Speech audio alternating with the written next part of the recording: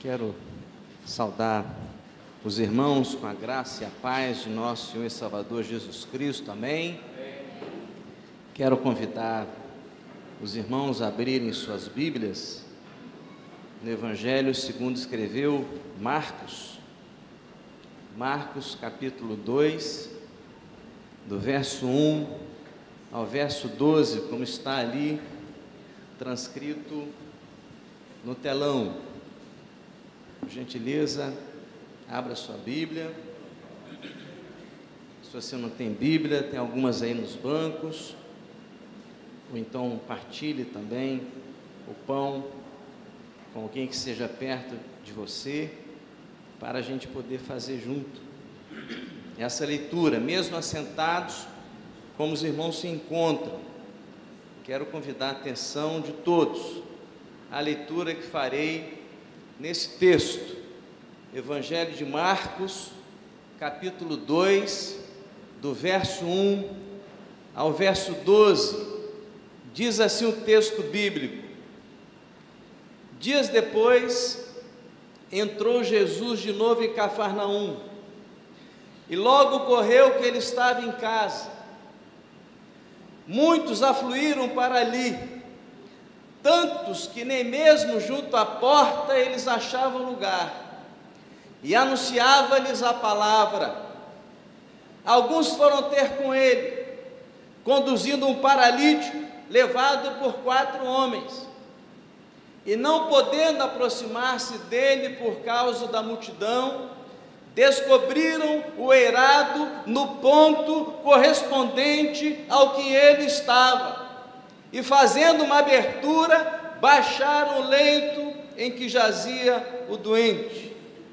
Vendo-lhes a fé, Jesus disse ao paralítico: Filho, os teus pecados estão perdoados. Mas alguns dos escribas estavam sentados ali, e arrazoavam em seu coração: por que fala ele deste modo? Isto é blasfêmia. Quem pode perdoar pecados, senão um, que é Deus?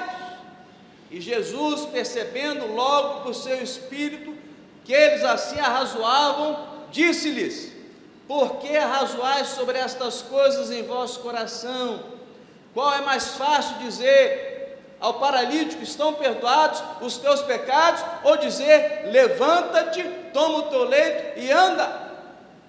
Ora, para que saibais que o Filho do Homem tem sobre a terra autoridade para perdoar pecados, disse ao paralítico: eu te mando, levanta-te, toma o teu leito e vai para a tua casa. Então ele se levantou, e no mesmo instante, tomando o leito, retirou-se à vista de todos, a ponto de se admirarem todos e darem glória a Deus, dizendo: jamais vimos coisa assim. Amém. Peço que você mantenha a sua Bíblia aberta no texto que nós lemos. Se nós voltarmos um pouco ao capítulo 1, vamos ver que o capítulo 1 de Marcos, Jesus chama seus discípulos, Jesus cura um endemoniado em Cafarnaum, Jesus cura a sogra de Pedro, Jesus realiza muitas outras curas, Jesus cura um leproso. Se considerarmos o capítulo 1, nós vamos perceber que o capítulo 1 de Marcos é um capítulo de glória. Enquanto o capítulo 1 de Marcos é um capítulo de glória, o capítulo 2 é um capítulo de oposição a Jesus. E nós vemos isso no verso 6 e no verso 7 do capítulo 2 que nós lemos. Diz assim, o verso 6: mas alguns dos escribas estavam sentados ali e arrazoavam em seu coração: por que fala ele deste modo? Isto é blasfêmia. Quem pode perdoar pecados, senão um, que é Deus? Interessante, meus irmãos, que Jesus, ele está em casa. Jesus nasceu em Belém, Jesus cresceu em Nazaré, mas Jesus estava em Cafarnaum. Ele estava em casa. Interessante que ele está em casa anunciando a palavra. Jesus havia feito muitos milagres, mas ele mesmo havia dito que o propósito dele não era fazer milagre, era anunciar a palavra. Confira para mim, por favor, na sua Bíblia, no capítulo 1, no verso 38. Capítulo 1, verso 38, Jesus, porém, lhes disse: vamos a outros lugares, às povoações vizinhas, a fim de que eu pregue também ali, pois para isso é que eu vim. E aqui no capítulo 2, nós vamos ver que Jesus está ali no verso 2: muitos afluíram para ali, tantos que nem mesmo junto à porta eles achavam lugar. E o que é que ele fazia? E anunciava-lhes a palavra. Esse é o ministério do Senhor Jesus, anunciar a palavra. Anunciava a palavra. Há uma ênfase na palavra, no anúncio da palavra, pois para isso é que eu vim. Há um escritor que analisa essa passagem que nós lemos, a passagem que o paralítico é trazido e colocado na frente do Senhor Jesus. O escritor Warren Wiersbe analisa essa passagem sob o ponto de vista de Jesus. Segundo esse escritor, Jesus olha para cima e vê 4 homens e um paralítico. Jesus olha para baixo, vê o paralítico, aquele homem doente do corpo e da alma. Jesus o cura e dá o seu perdão. Segundo esse autor, Jesus olha ao redor e vê os críticos. E ainda segundo esse autor, Jesus olha para dentro e vê o propósito dos corações desses críticos. Mas o texto, meus irmãos, fala que Jesus viu a fé daqueles homens. Interessante que o texto fala que Jesus viu a fé, mas não viu a fé de um só, não. Confira, por favor, o verso 5. Considere o verso 5. Vendo-lhes a fé. Vendo-lhes a fé. Jesus viu a fé não apenas de um homem. Aquele homem era um paralítico. Ele não podia por si mesmo chegar ao Senhor Jesus. Seus músculos não permitiam que ele chegasse. Suas pernas não permitiam que ele chegasse. Sua coluna não permitia que ele chegasse. Ele foi levado como um morto. Ele tinha que ser carregado, seus amigos o levaram. Interessante que o texto diz que alguns levaram. Presta atenção nesse detalhe, irmãos. No capítulo 2, no verso 3, alguns foram ter com ele. Alguns. Conduzido um paralítico, levado por 4 homens. Tinha mais gente nisso. Não era só os 4 homens, não eram só eles, nem só o paralítico, tinha mais gente nisso. E Jesus, então, vendo essa fé, vendo-lhes a fé, Jesus então realiza suas obras. Eu queria considerar na noite de hoje, meus irmãos, sobre o tema que está ali proposto, o encontro de Jesus com a fé comunitária, vendo-lhes a fé, vendo-lhes a fé. Ainda hoje, muitas pessoas não vão à casa de Deus a não ser que sejam levadas e colocadas aos pés de Jesus. Mas em primeiro lugar, irmãos, eu quero considerar com os irmãos acerca desse encontro de Jesus com a fé comunitária. Esse encontro de Jesus com a fé comunitária, em primeiro lugar, desemboca em graça e perdão. Desemboca em graça e perdão. Qual foi a primeira coisa que Jesus disse àquele homem? Qual foi a primeira palavra que Jesus disse àquele homem? A primeira palavra que Jesus dá nesse contexto é a palavra de perdão. É uma palavra de perdão.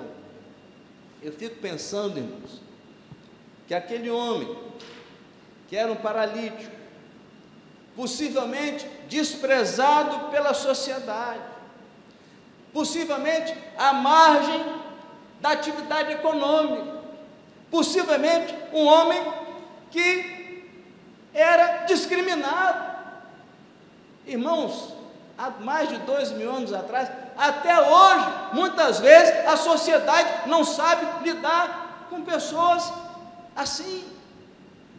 Aliás, muito se discute, até recentemente, o politicamente correto era chamar essa pessoa de portador de necessidade especial. Já mudou. Já não é PNE, agora é PCD, agora é pessoa com deficiência. Até hoje nós temos dificuldade de lidar com isso, e certamente os discípulos de Jesus também tinham dificuldade.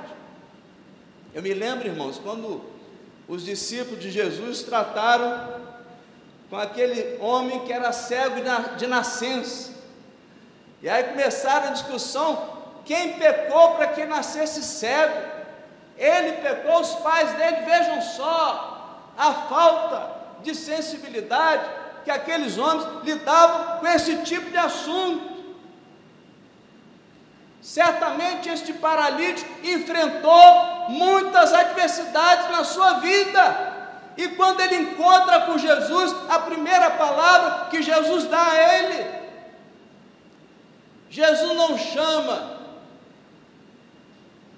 de paralítico, de deficiente, de mendigo, de pecador. Jesus o chama de filho.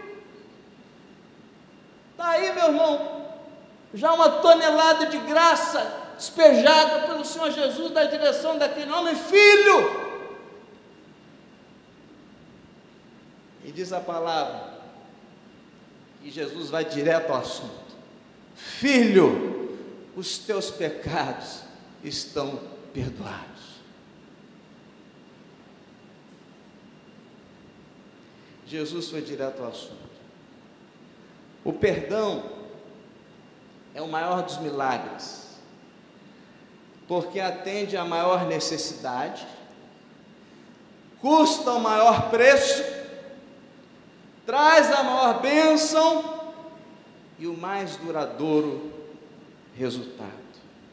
A maior necessidade do homem, da pessoa humana, não são de coisas, mas é do perdão de Deus.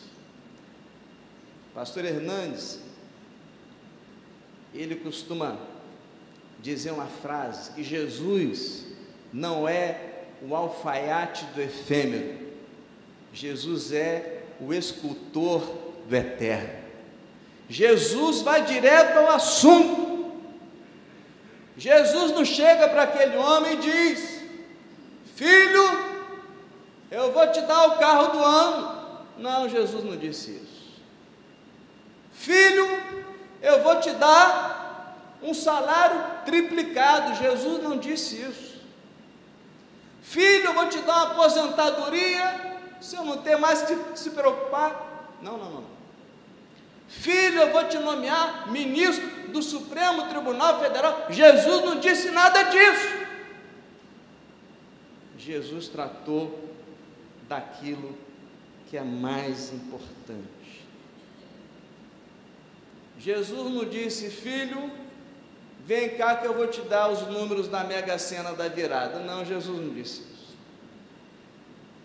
Interessante, irmãos, que hoje em dia muitas igrejas estão prometendo coisas, estão prometendo prosperidade material, estão prometendo saúde física, estão prometendo muitas coisas, mas aqueles irmãos, vejam vocês, irmãos, interessante, no verso 4, confira aí por favor, o versículo 4,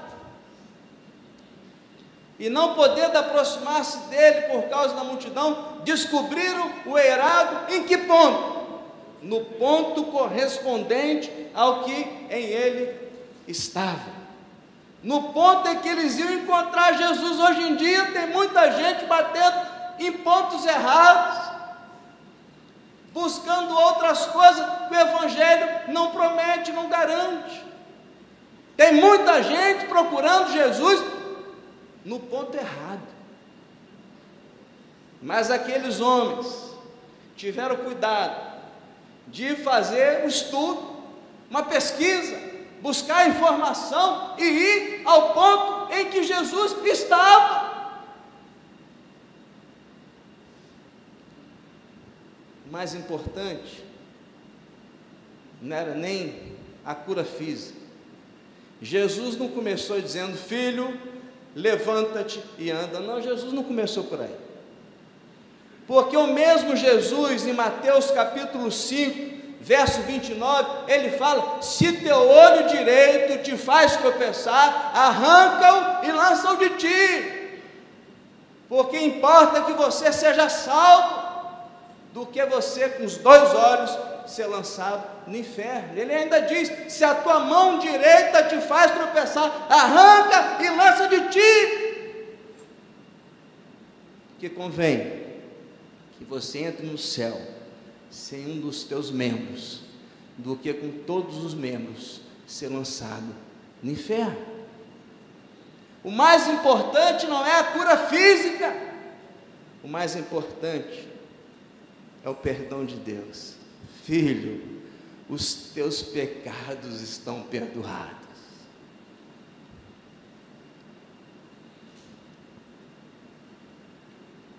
Havia um programa humorístico na televisão brasileira chamado Cacete Planeta, e tinha as organizações Tabajara, que era uma organização mambembe que prometia as coisas fáceis demais, e eles tinham um bordão, e o bordão era: os seus problemas acabaram. Do ponto de vista espiritual, irmãos, quando aquele homem ouve essa frase de Jesus, nós podemos dizer que os seus problemas acabaram. E não era de organizações Tabajara, não. Era a palavra proferida por nosso Senhor e Salvador Jesus Cristo. Irmãos, há muitas pessoas com sentimento de culpa, muitas pessoas ainda acusadas pela própria consciência, muita gente presa num leito de culpa, leito de ressentimento, sem desfrutar da leveza da vida, muita gente sendo um peso para outras pessoas, tornando a vida azeda. É preciso tomar posse do perdão e da graça oferecido por Jesus. O encontro de Jesus com a fé comunitária desemboca em perdão e graça. Filho, os teus pecados estão perdoados. Pastor Pedro, de saudosa memória, contava a experiência de um rapaz que juntou todas as suas economias para comprar uma passagem de navio, mas foi cada centavo naquela passagem a ponto de ficar sem nenhum troco, até para o lanche. E atravessou aquele oceano com agruras, passando fome e sem dinheiro para mais nada. E quando chegando ao destino, procurou saber ao garçom quanto custava aquela refeição.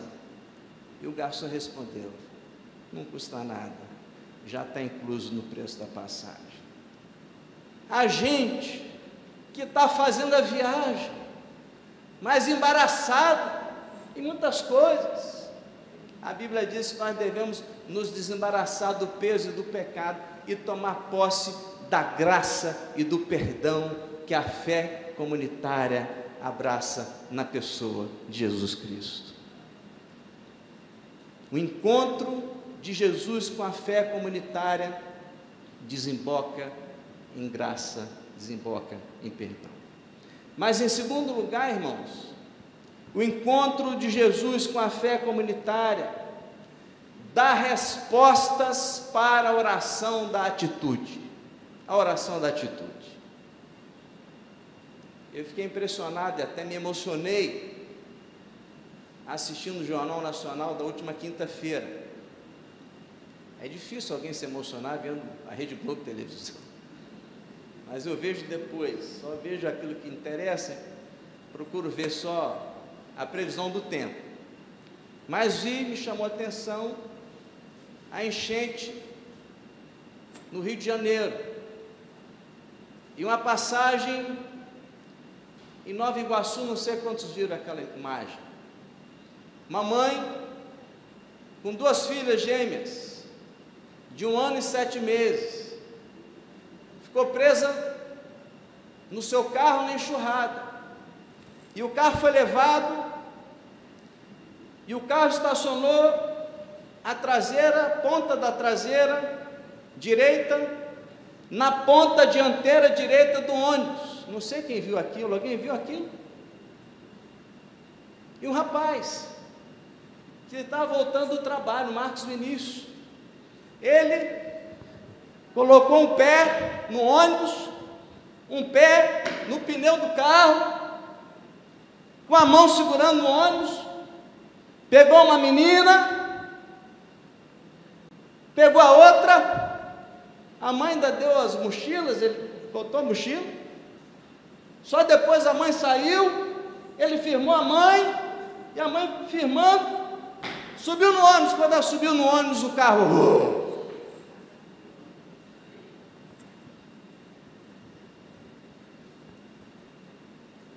A oração da atitude. Deus vê a oração da atitude. Aquele paralítico tinha uma grande necessidade.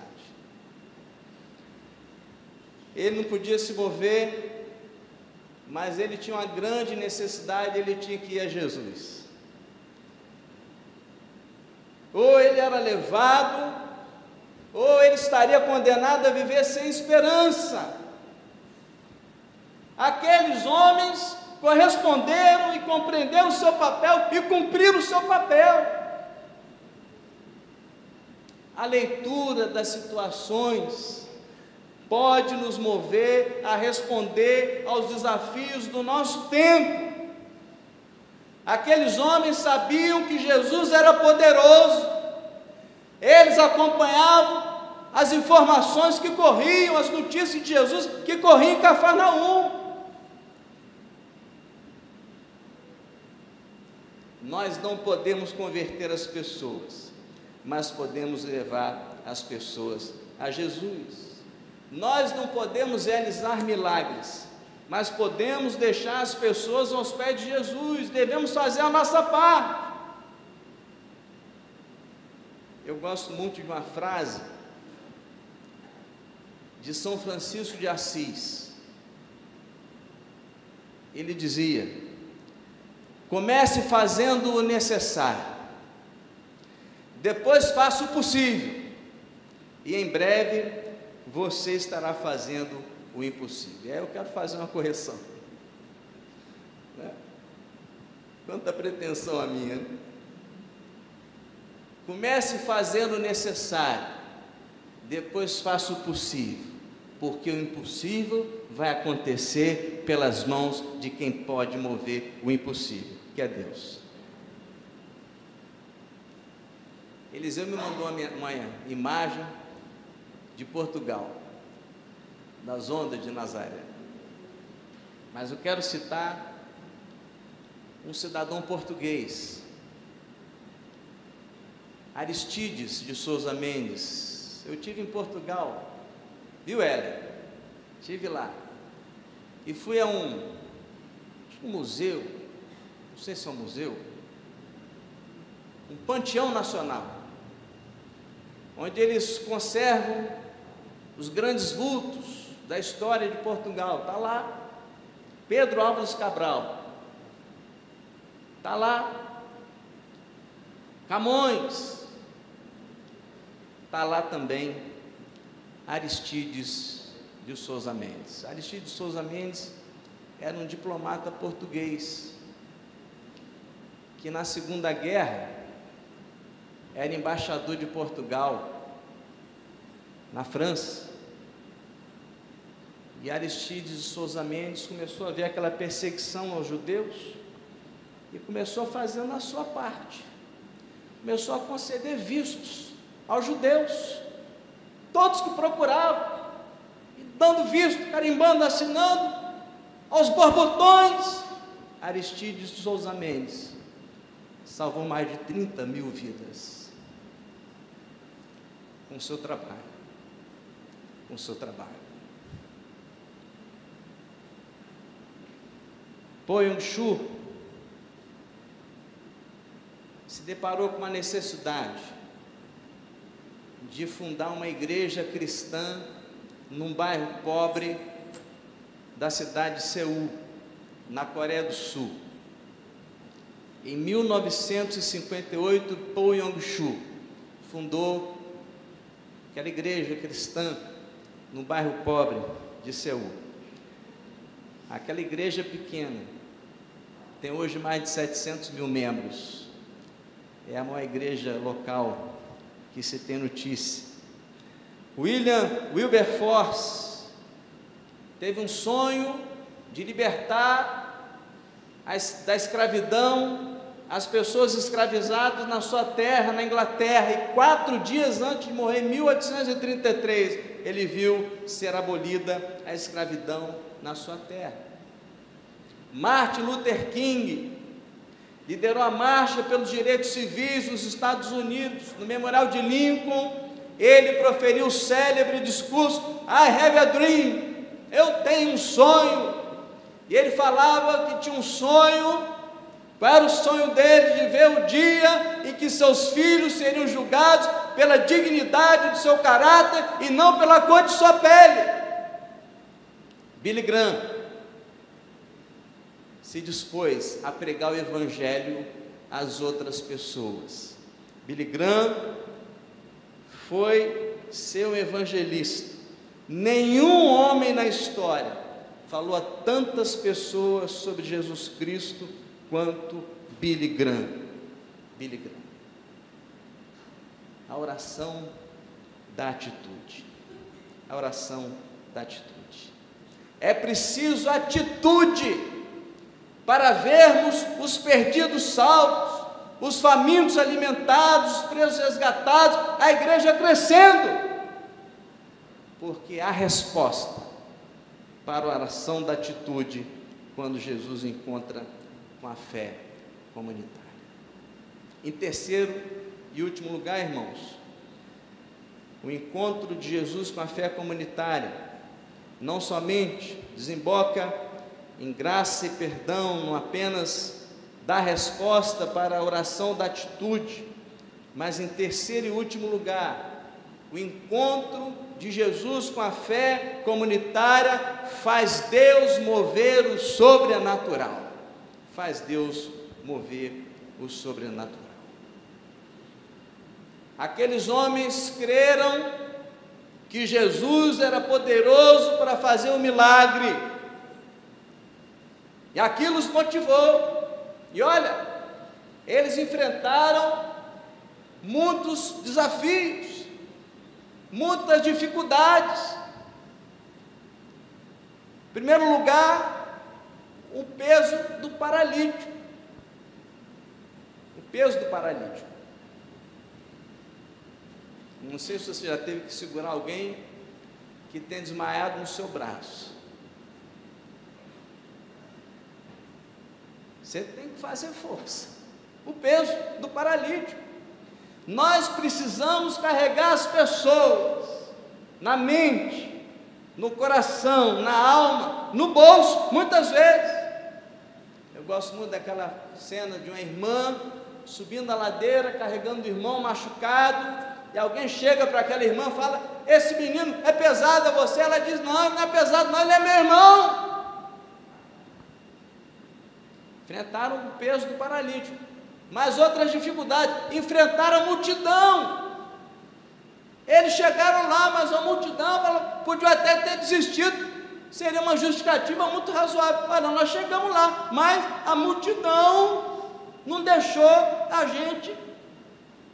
Diz o texto, irmãos, no verso 2, que não tinha lugar nem junto à porta.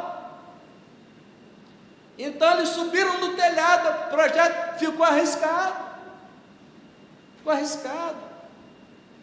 Eles abriram o telhado, destelharam a casa. Aqueles irmãos estavam dispostos a tudo, menos abandonar aquele irmão, aquele homem. E desceram então o paralítico. Na cabeça deles: nada deve nos deter. E foram a Jesus. A fé daqueles homens tocou o coração do Senhor, vendo-lhes a fé do paralítico está incluída também. Eu li um livro, alguém tirando a fé do paralítico. Não, ele foi curado pela fé dos seus amigos. Não, o paralítico também tinha fé. Eles não poderiam fazer um milagre, nem salvar o homem, mas poderiam levá-lo ao Deus de milagres. Levar era a tarefa deles, perdoar e curar o coxo era obra do Senhor Jesus. A fé não é inativa, a fé é operosa no Deus que pode fazer milagres. Tiago, ele vai dizer: a fé sem obras é morta. Precisamos ter fé que Jesus vai salvar as pessoas, precisamos ter fé que Jesus vai curar as pessoas, precisamos ter fé que Ele vai libertar as pessoas. Coisas novas irão acontecer pelo mover de Deus no meio do seu povo, onde habita a fé comunitária. Precisamos evangelizar e crer que a igreja vai crescer. Porque Jesus, quando encontra um ambiente assim, de fé comunitária, Ele vai curar as pessoas. Jesus curou aquele homem. Jesus curou emocionalmente, psicologicamente aquele homem. Num texto paralelo, em Mateus capítulo 9, verso 2, Jesus dá a palavra dizendo: tem bom ânimo. Jesus vai curar espiritualmente aquele homem, teus pecados estão perdoados. Jesus vai curar fisicamente aquele homem, toma o teu leito e anda, e vai para a tua casa. Deus de milagre. O que acontece quando Jesus se encontra com a fé comunitária? A pessoa vai cativa e volta liberta. A pessoa vai na prisão do leito, vai doente fisicamente, doente emocionalmente, existencialmente, espiritualmente, e fica livre, fica perdoada, fica curada. A pessoa foi carregada, voltou carregando, deixou de ser um peso para as pessoas e volta carregando o próprio leito. Aquela pessoa foi em busca de uma bênção, recebeu duas. Foi em busca da cura, recebeu também o perdão e a salvação. Perdão e salvação. Eu queria concluir, irmãos, com 3 atitudes práticas, para mim e para você, na noite de hoje, diante do que nós vimos aqui. Em primeiro lugar, tome posse do perdão. Tome posse do perdão que há em Jesus. Tome posse da vida plena que Jesus dá a você. Não viva pelos cantos, cabisbaixo, escondido, mas participe da vida plena que Jesus dá a você. Porque quando se encontra Jesus com a fé comunitária, a graça, a perdão. Em segundo lugar, tome a atitude de se tornar membro da comunidade de fé. Faça parte da igreja do Senhor Jesus Cristo. Faça parte, tome parte desta fé comunitária, que seja sua também, que não seja dos outros, que não seja nada de segunda mão, mas que seja você membro ativo, uma pedra viva desse santuário que Deus está construindo. Faça parte da igreja do Senhor Jesus. Jesus virá, Ele virá para a sua igreja e vai encontrar uma comunidade de fé, vai encontrar a mim e a você, em nome de Jesus. Terceiro e último lugar, dê lugar às manifestações do sobrenatural de Deus na sua vida. Permita que hoje Jesus se encontre com a sua fé, em conjunto com a fé de muitos irmãos que estão aqui. Desse encontro, que Jesus manifeste a sua obra e as suas maravilhas na sua vida também, em nome de Jesus. Que Deus nos abençoe.